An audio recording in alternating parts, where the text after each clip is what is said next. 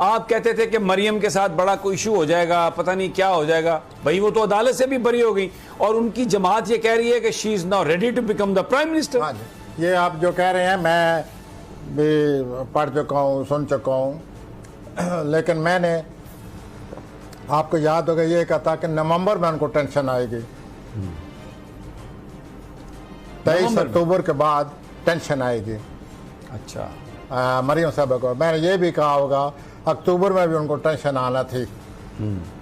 तो इस तरह जो जो प्लैनेट आते हैं उसके मुताबिक बात करता रहता हूँ। तो अभी आप समझते हैं कि नवंबर में टेंशन आएगी, अक्टूबर में भी कुछ सूरत हाल? अक्टूबर में तो उनके लिए जैसे आपने सूरत हाल या सामने आ चुकी है, उनका कोई मसला हल हो चुका है। लेकिन सवाल यह है कि 23 अक्टूबर के बाद ये मामला फिर खींचतानी वाले होंगे। लेकिन 23 अक्टूबर से पहले पहले हालात में ऐसे लगेगा जैसे हालात मामलात हल हो रहे हैं। बाद में नवंबर फिर टेंशन लेकर आ जाएगा, जैसे कि हमारे यहाँ होता रहता है और अक्सर